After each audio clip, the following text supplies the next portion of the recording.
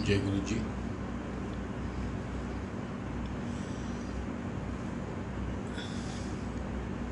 आज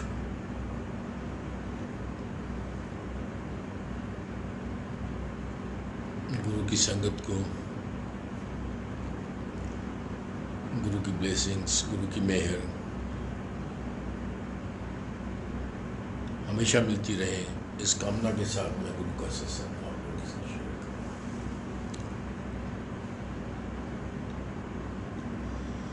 मैं टोटल नास्तिक आदमी, जिसने कभी भी भगवान, ईश्वर, इन सब चीज़ों पर विश्वास नहीं किया।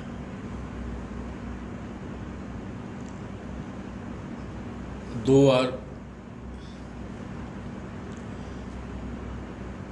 मैं एक शिव भगवान के मंदिर में गया था। आज उन्हीं के साथ नीचे बैठ के शिव की जो बड़े मंदिर में मूर्ति है, उसके नीचे बैठ के मैं सत्संग कर रहा हूँ। कभी मैं 2001 या 2 में या 90 में या 95 में 2 बार शिव के मंदिर में किसी में गया था, आगरा में। उस दिन मैंने बाहर बैठ के आराम से विस्की पी थी और मुर्गा फाड़ा था। मेरे दोस्त लोग अंदर गए थे, लेकिन मैं क्योंकि किसी भी चीज़ को नहीं मानता था और मानने लायक सोचता भी नहीं था। आज भी मैं मान नहीं पाता हूँ किसी चीज़ को। बस गुरु की कृपा है कि उनकी वजह से मुझे मानना पड़ता है कि ईश्वर है, क्योंकि उन्होंने साक्षात दिखाया कि मैं ही हूँ। अदरवाइज ईश्वर को मानना शायद आज भी मेरे बस में नहीं है। हाँ, गुरु को मानना कि ईश्वर गुरु के रूप में मेरे जीवन में आया है, इसमें तो कोई डाउट ही नहीं। अगर गुरु जी ना आते और ये सब चीज़ नहीं समझाते तो शायद समझ में कभी भी नहीं आती। मैंने ग्रेजुएशन किया डीएवी कॉलेज जालंधर से। मेरी स्कूलिंग हुई आगरा में।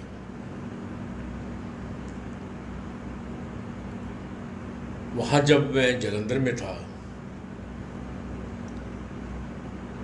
तो other than my normal maths honours, library में जाके हम लोग कई चीज़ें पढ़ा करते थे, क्योंकि बाय नेचर मुझे ईश्वर या ईश्वर की बातों में कोई इंटरेस्ट नहीं था,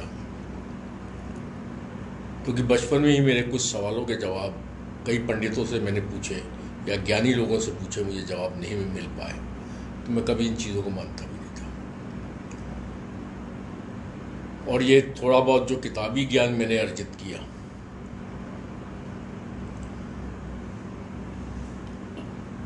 उस किताबी ज्ञान से अपने मन में एक 100% धारणा बना ली कि यहाँ कोई ईश्वरीय चीज़ नहीं होती। Like even Arun Shourie uncle, जिनके सत्संग आपने कई संगत से सुने होंगे, ही was totally non believer. Guru ji के पास आते थे, अपनी कृपा करवाते थे, लेकिन कभी गुरु को गुरु नहीं मान पा रहे थे, और एक दिन उनको भी गुरु को गुरु मानना पड़ा था।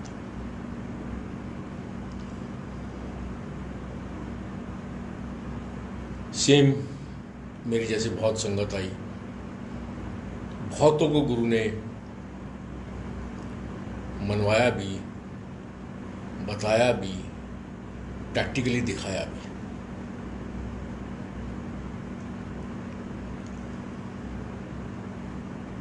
जुलाई 2004 मैं गुरु के दरबार में गया था।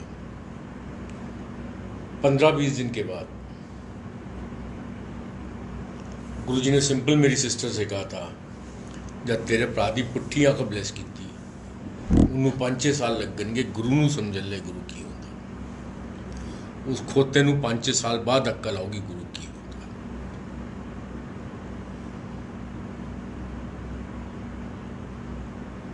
तो उनमें से बैक टू बैक कई सत्संग हुए हैं।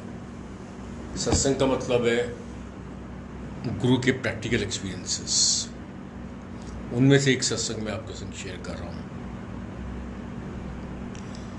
It was 2009, may be month of से सितंबर और अक्टूबर।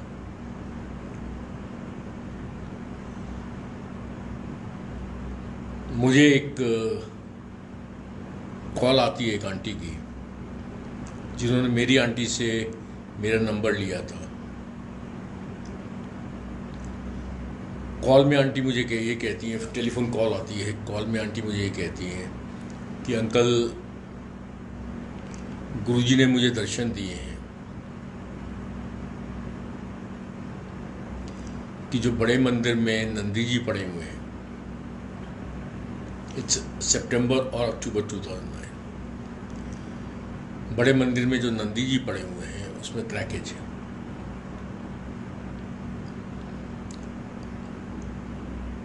और गुरुजी ये कह रहे हैं कि मेरा वाहन जिस पे मैं चलता हूँ, जब उसमें क्रैक है तो मैं चलाऊंगा किस तरह। तो अंकल वो नंदी जी चेंज होने हैं as per Guruji.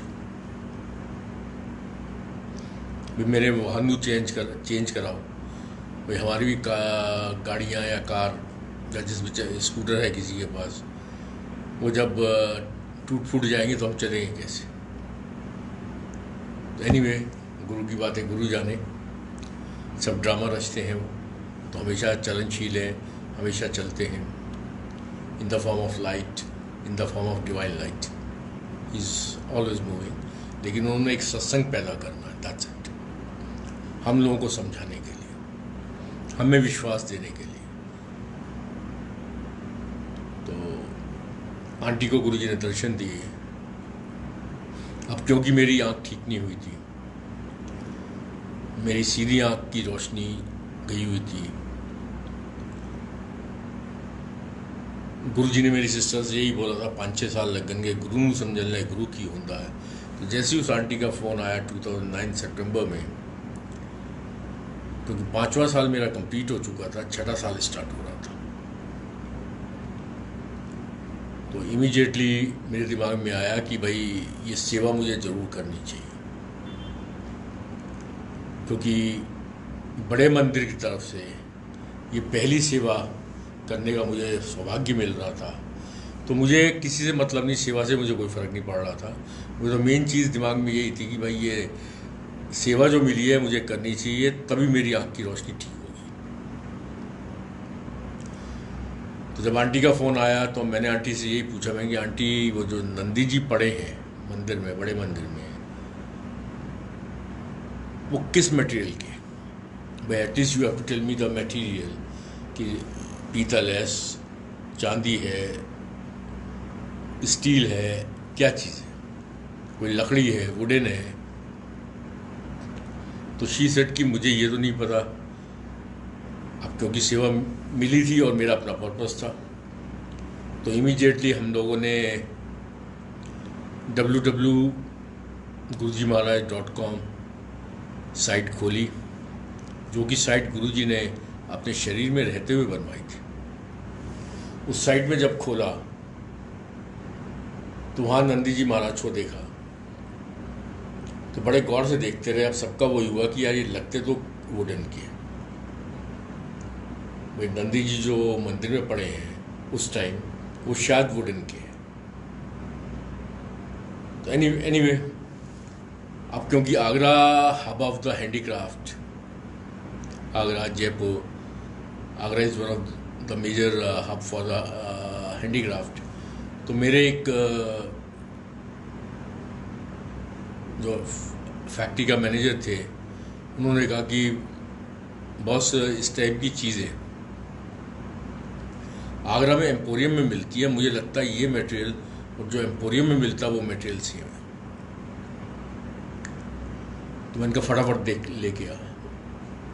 He went to Agra एम्पोरियम्स, एक वो हाथी ले आए, एक घोड़ा ले आए, और फिर हमने जब टेक्सचर ऑप्टिक्स दोनों के चेक करने की कोशिश की, जो नंदी जी मंदिर में थे प्लस हाथी घोड़ा जो वो एम्पोरियम से लेके आए थे, उनके ऑप्टिक्स और नंदी जी के ऑप्टिक्स करीब करीब मिल रहे थे।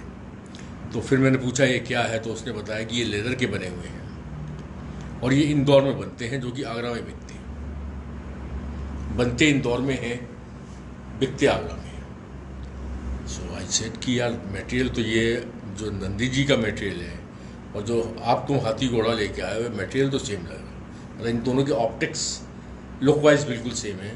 पर सबने यही कहा कि यार मंदिरों में, हिंदू मंदिरों में लेदर का कोई काम नहीं होता। Since I had my picture about my गुरु, मेरे दिमाग में जो गुरु के बारे में हमेशा एक ही पिक्चर रही थी, either he is a big god और he is a big fraud.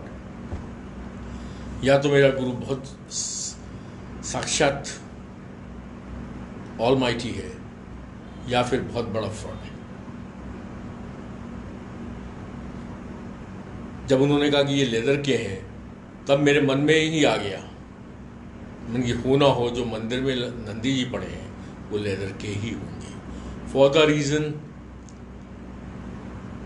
गुरु की बातें हैं कि वहम नहीं करना चाहिए, गुरु की बातें हैं डायरेक्ट कनेक्शन ईश्वर से बिठाओ, गुरु की बातें हैं कि सब कुछ ईश्वर ने ही बनाया हुआ है।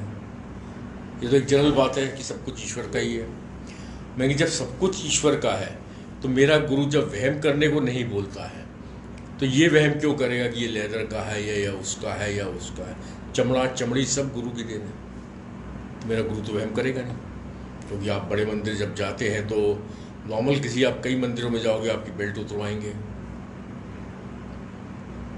जूते तो सब जगह उतारने पड़ते हैं, basic for the purpose of cleanliness, कि सब कुछ क्लीन रहे। लेकिन बेल्टें, पर्सेस, कई मंदिरों में आपको एंट्री नहीं मिलती।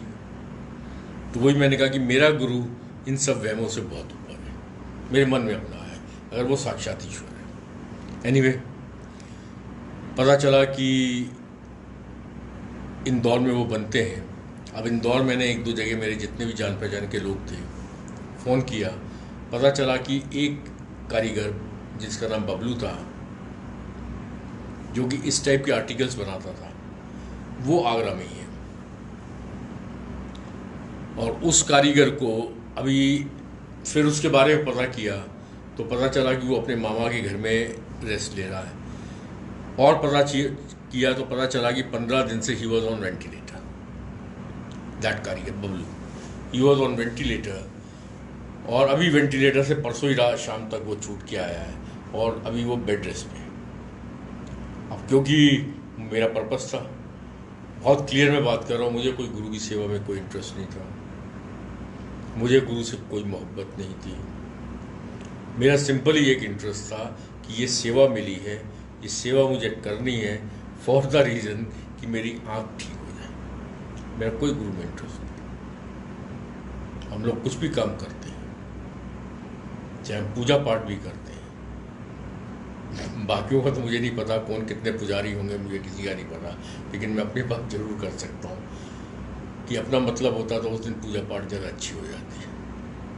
उस दिन ज़रा मन भी लगता है और फिर मांग भी होती है, और जिस समय कोई मांग नहीं होती उस समय भी नहीं होती, और जिस समय ज़्यादा तकलीफ होती है तो उस समय तो रात दिन पूजा पाठ हो जाती है। ये मेरी तो है, मैं अपनी बात कर सकता हूँ, बाकियों का मुझे नहीं पता। एनीवे, तो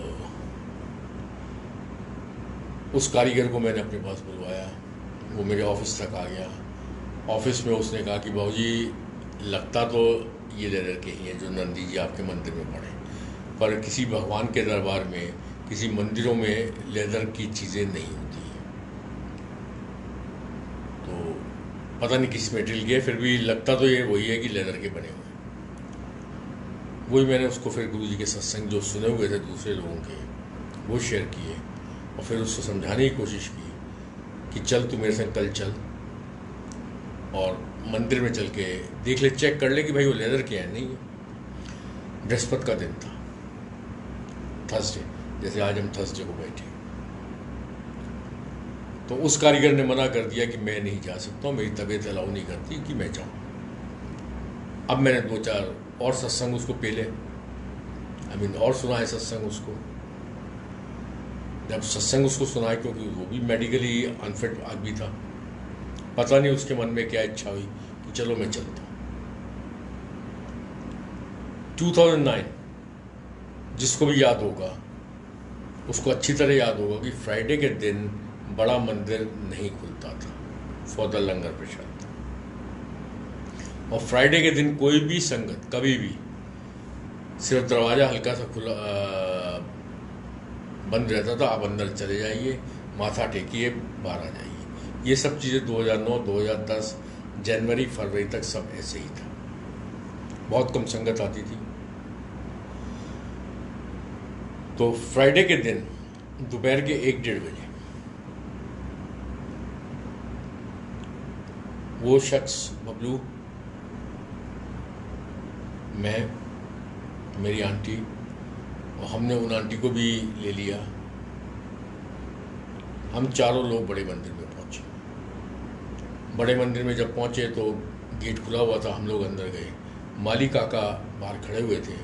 पूनम आंटी ने माली काका से बात की, और वो बबलू जो थे वो भी पूनम आंटी के संग खड़े हो गए। मैं और वो आंटी आगे आगे बढ़े।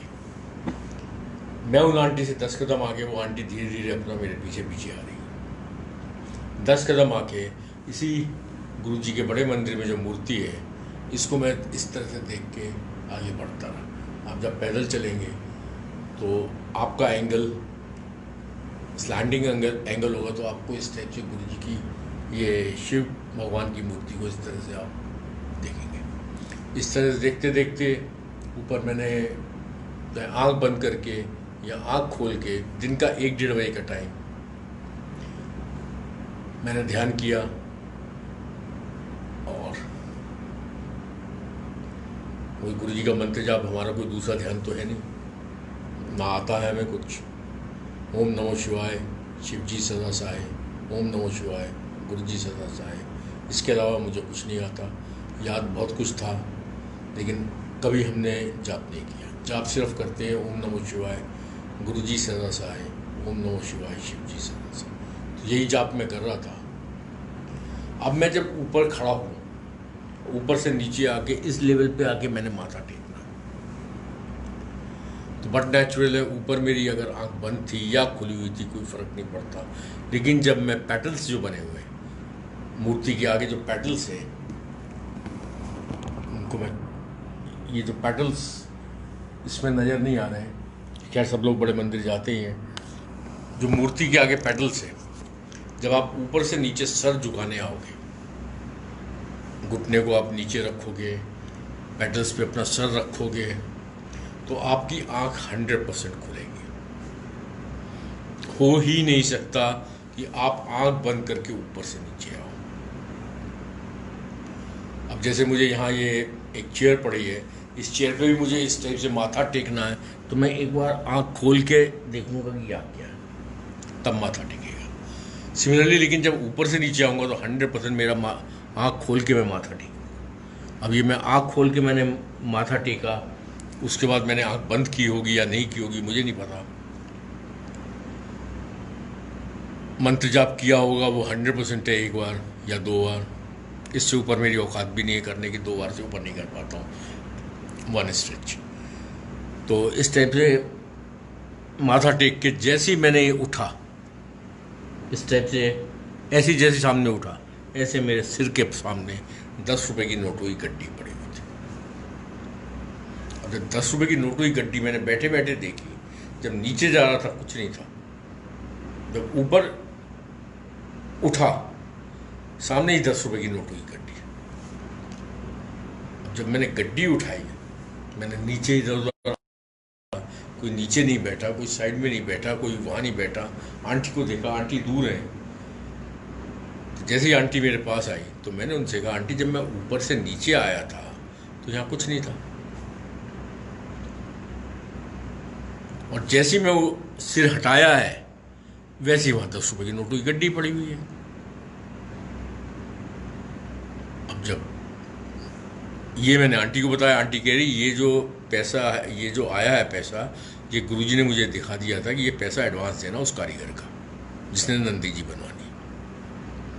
खैर वो मैंने दे दिया। उसके बाद हम लोग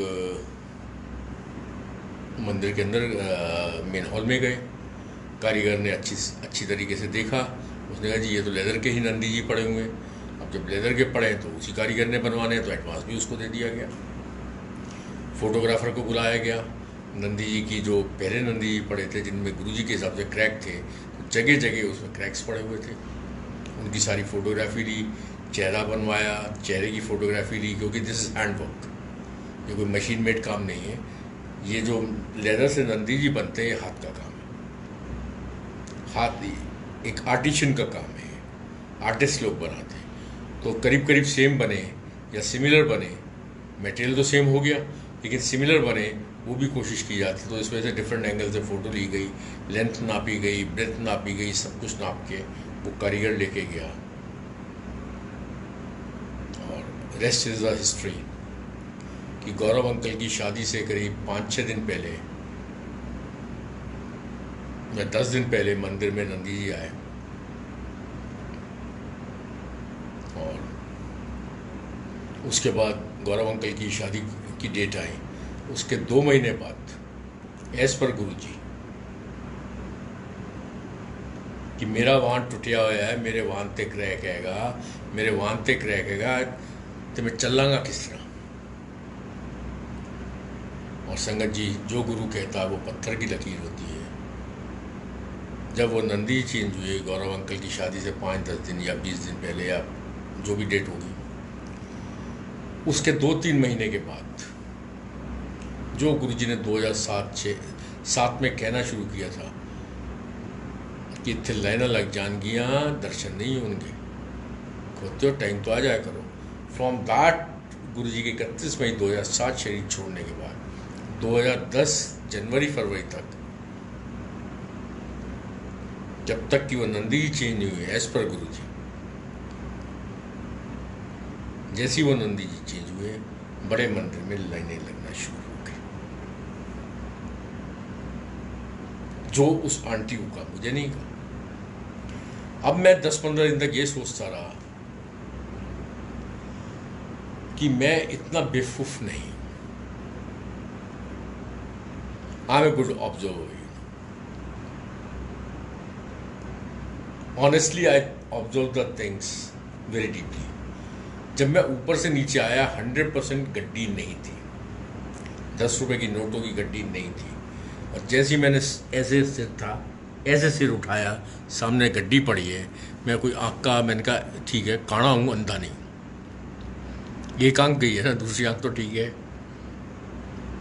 और मेरी ऑब्जर्विंग पावर बहुत स्ट्रांग। मैंने कहा ऐसा हो नहीं सकता। फिर वही गुरुजी के पुराने सत्संग याद आए कि गुरुजी नोटों की गड्डियाँ पैदा कर देते थे, गुरुजी ऐसे कुछ निकाल के दे देते थे, गुरुजी प्रसाद निकालते थे। उस समय ये सब चीज़ें झूठ लगती थी, क्योंकि ये सारे काम कोई भी जादूगर कर सकता है, कोई भी ट्रिक करने वाला कर सकता है, कोई भी ब्लैक मैजिशियन इन कामों को कर सकता है। लेकिन कोई मैजिशियन, कोई भी मैजिशियन अपने शरीर में रह के तो कोई मैजिक दिखा सकता है, अपने शरीर में रह के तो कोई जादूगर कोई जादूगरी कर सकता है। लेकिन जब जादूगर शरीर में ना हो फिर जादूगरी करे, तो कौन जादूगर है? वो कौन सी शक्ति है? एक जादूगर स्टेज पे खड़ा होके, एक चौराहे पे खड़ा होके, एक जादूगर स्ट्रीट पे खड़ा होके, बहुत सारे आप लोग जादू के शोज देखते होंगे, स्ट्रीट मैजिशियंस भी हैं, स्टेज में मैजिशियंस भी हैं, हर तरह के मिल जाएंगे आपको, बहुत शोज आप देखते हैं। मैं बहुत देखता था पहले, अब नहीं देखता हूँ। कोई भी जादूगर अपने शरीर में रह के जादूगरी कर सकता है, लेकिन जब शरीर में नहीं है फिर जादूगरी हो, फिर वहाँ जादू हो, वो जादूगर कौन है? ये पहली बार गुरुजी ने मुझे विश्वास देने की कोशिश की। और जब जनवरी, फरवरी, मार्च 2010 से संगत बढ़नी शुरू हो गई, वही गुरु जी का कहा हुआ एक लाइन उस आंटी को जो उन्होंने दर्शन दे के बोला था कि मेरा वाहन टूटा हुआ है, मैं चलना किस तरह। और जब वाहन चेंज हो गया, गुरु ने चलना, वो एक ड्रामा रचते चलने की, उनको तो जब जिसको बुलाना अपने आप आएगा। वो मैं उस चीज़ पे नहीं जा रहा हूँ, लेकिन क्योंकि लाइनें लग जाएंगी, ये भी गुरु ने बोला। उस दिन के बाद से बड़े मंदिर में लाइनें लगनी शुरू हो गई, और आज सबको पता है कि वहाँ क्या हाल है। और अब वो जो नंदी जी जो सेवा मुझे बख्शी थी, वो शायद मैं कल डूरी मंदिर में है, शायद, मुझे पता नहीं। और वहाँ एक नए नंदी जी गुरु जी, जितने दिन की उन नंदी जी से सेवा लेनी होगी गुरु जी ने, उतने दिन की बड़े मंदिर में सेवा ली। और जैसे जिस किसी को आदेश होगा या आज्ञा होगी तो वो चेंज हो गया, निकल सिल्वर के हैं शायद, ही नोज बेटा। तब तक क्योंकि कोई भी चीज़ परमानेंट नहीं होती, except one thing permanent is my guru. We are not permanent, anything is not permanent, only God himself, the almighty himself, he is permanent. पहला विश्वास थोड़ा सा मुझे गुरु के प्रति इस जगह पे हो कि हाँ, गुरु आप ही सब कुछ हो, आप ही सब कुछ कर रहे हो। क्योंकि कहना बहुत आसान है कि 10 रुपये की नोटों की गड्डी कहाँ से आई। ऐसे ही मुझे उस समय अनिल अग्रवाल, डॉक्टर अनिल अग्रवाल का एक सत्संग ध्यान में आ गया कि वो किसी के घर में गए थे, तो वो गुरुजी को ज़बरदस्ती गुरुजी से ब्लेसिंग्स लेता था, और गुरुजी को पता था वो किस दिल से ब्लेसिंग्स ले रहा है, क्योंकि उसके पास पैसा बहुत था। ही यूज्ड टू थिंक कि आई एम बड़ी पैसे वाला, तो गुरु क्या है, तो एक इंसान बैठा सामने। एक दिन डॉक्टर अनिल अग्रवाल के संग गुरुजी ने कहा कि चल मेरे नाल उसके घर चल दे। जैसे उसके घर में गुरुजी पहुँचे, उसके कमरे में पहुँचे तो वो खड़ा था। गुरुजी के अंदर तेरे पैसे का बहुत घमंड है। उसने कहा नहीं नहीं नहीं गुरुजी नहीं। कितना पैसा चाहिए था? उसने कहा गुरुजी कुछ नहीं चाहिए था। गुरुजी ने अनिल अग्रवाल ने बताया, डॉक्टर अनिल अग्रवाल ने ऐसे हाथ किया और उसके आसपास नोटों की गड्डियाँ भरती चली गई, यहाँ तक उसके पास नोटों की गड्डियाँ भर गई। इतने में वो चिल्लाने लगा कि महाराज मुझे पैसा नहीं चाहिए था, मैं तो थोड़े अगे नतमस्तक हो रहा है। इतने में उसकी वाइफ आई, उसने हाथ जोड़े। गुरुजी ने कहा इसकी वाइफ करके मैं तेनू आज छाड़ रहे, तो अपना घमंड बाहर काट दे। और फिर ऐसे हाथ किया, सारे पैसे वापस आ गए।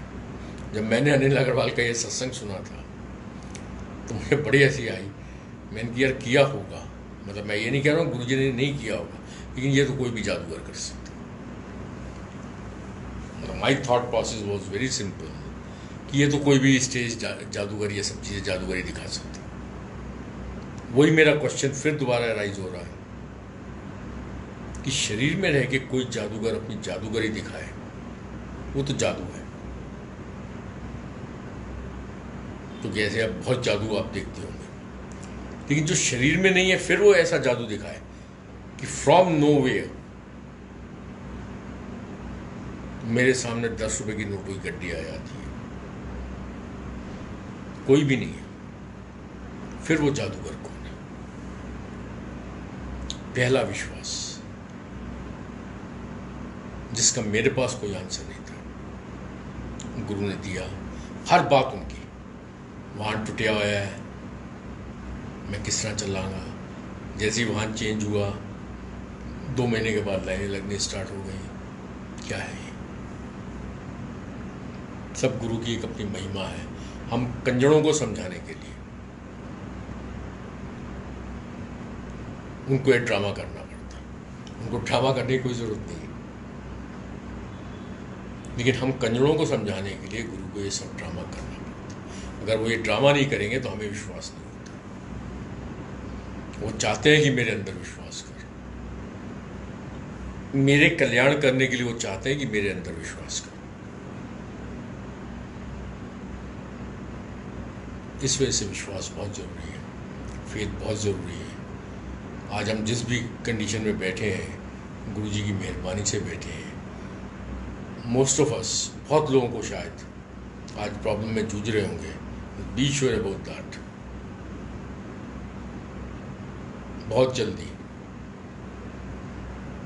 जो भी फाइनेंशियल क्राइसिस, XYZ जो भी प्रॉब्लम्स आनी है, गुरु अपनी संगत की 80-90% कस काट के आपको 10-20% ये भुगतवा के इसको बहुत जल्दी ख़त्म करेगा।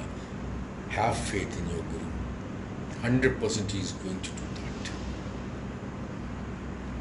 कभी कोई भी मुसीबत गुरु से बड़ी नहीं हो सकती, बी श्योर अबाउट दैट। सिर्फ एक मुझ कंजड़ को विश्वास देने के लिए, एक सत्संग पैदा करने के लिए गुरु ने वो ड्रामा रचा, नहीं तो उनको रचने की ज़रूरत नहीं है। गुरु जी अपने मुँह से कहते सी तुसी कंजड़ा नूं गुरु जब तक कुछ दिखाए ना चमत्कार ना दिखाए तुसी कंजड़ा नूं गुरु समझ नहीं आता। दैट्स वाई अदरवाइज गुरु को चमत्कार दिखाने की जरूरत नहीं, वो तो वैसे ही ब्लेस कर दे। एक सिंपल सी थ्योरी समझ के चले,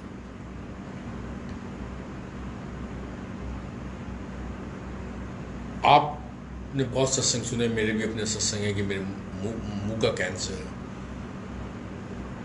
2 बार गुरु ने ब्लेस किया, ठीक किया, पॉजिटिव को नेगेटिव किया। जब वो कैंसर होने के बाद कैंसर ठीक कर सकते हैं बिना आपको मतलब छोटी मोटी तकलीफ दी के, आपको जता के, सिर्फ जता के। जब कैंसर होने के बाद कैंसर्स ठीक कर सकते हैं तो कैंसर होने भी नहीं दे सकते। Is to big. हार्ट की नलियां जब बंद होने के बाद समोसे खिला के हार्ट की नलियां ठीक कर सकते हैं तो आप क्या सोचते हैं? वो चाहे तो नलियां बंद ही नहीं होने दें, लेकिन नलियां बंद होंगी, आपको गुरुजी समोसा खिलाएंगे, उसके बाद नलियां खुलेंगी, तभी तो तुसी कंजड़ा में गुरु तो विश्वास होएगा। और नलियां वैसी खोल दें, वैसी गुरुजी नलियों को खोल दें तो विश्वास कैसे करोगे भाई? सत्संग कैसे बनेंगे ये बताओ। भाई मेरे हार्ट में कोई प्रॉब्लम, मेरे तो ना हो, खैर किसी के हार्ट में कोई प्रॉब्लम होती है और गुरुजी समोसे खिला के या पैर दबवा के या चाट खिलवा के ठीक कर देते हैं।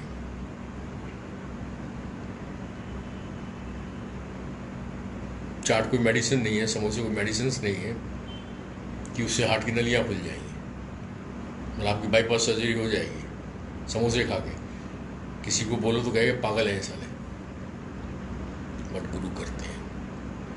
जब समोसे खिला के वो आपकी बाईपास सर्जरी कर सकते हैं तो पहले ब्लॉकेज नहीं हटा सकते क्या?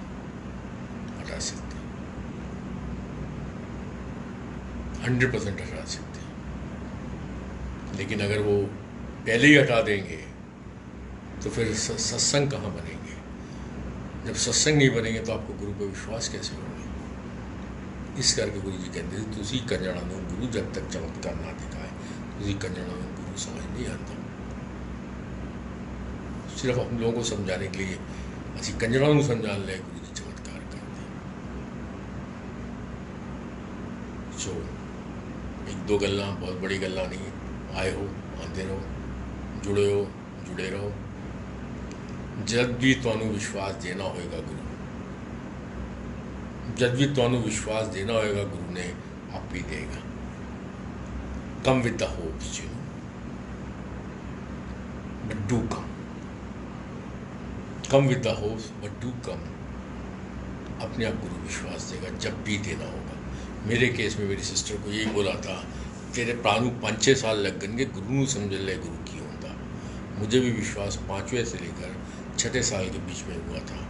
एक सत्संग आज मैंने शेयर किया, फिर 1-2 दिन बाद फिर सत्संग जब करेंगे फिर शेयर करेंगे। तब तक के लिए जय गुरु जी, सबको ब्लेसिंग्स दो गुरु जी, सबका कल्याण करें, सर्वत्र व्हाटएवर इट इज का भला। सबसे पहले गुरु जी मेरा प्रणाम और मेरा भला। जय गुरु जी।